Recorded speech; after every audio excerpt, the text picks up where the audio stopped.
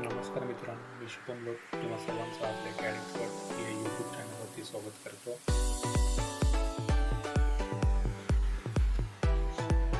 नमस्कार मित्रांनो, आज आपण बघणार आहे लिमिट्स कसे यूज करतात ऑटोकॅडमध्ये. तर ते बघण्यासाठी आपण स्टार्ट करूया. ड्रॉइंग स्टार्ट करताना आपण इथे जाऊन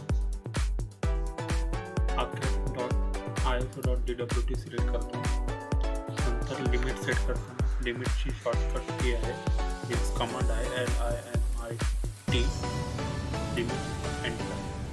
तर इथे त्या रूपाने दिलं आहे स्पेसिफाईड लोअर लेफ्ट कॉर्नर 0,0 आपला नेहमी लेफ्ट राईट कॉर्नर आणि लेफ्ट कॉर्नर हे ह्या कोऑर्डिनेटवर डिपेंड असतात.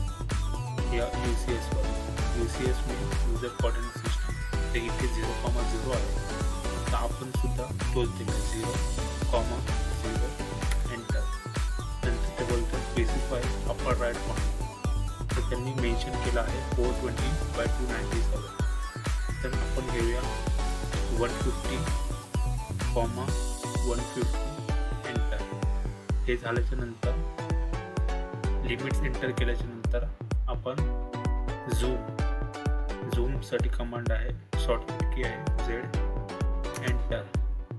खाली इथे बघू शकता, इथे zoom all, centre, dynamic extend, previous scale, window, object. तर आपल्याला झूम ऑल पाहिजे, तर हे एंटर केल्याच्या नंतर आता आपण चेक करूया आपल्याला लिमिट्समध्ये आहे की नाही. म्हणून आपण लाईन घेतली, ऑप्शन मोड ऑन केला. F8 ने सुद्धा करू शकता, किंवा इथे खाली जाऊन सुद्धा करू शकता. केला. आता आपण टाकूया 120 एंटर.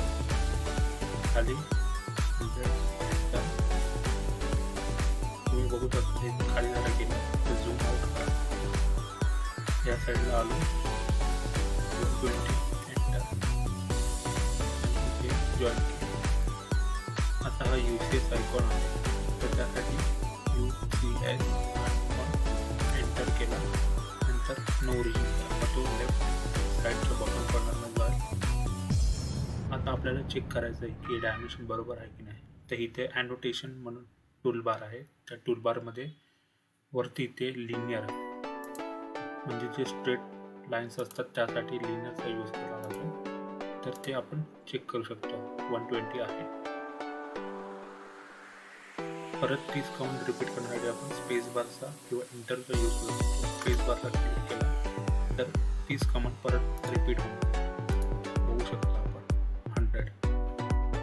अशा प्रकारे आपण लिमिटचा यूज करून ड्रॉइंग काढू शकतो. Thank you so much.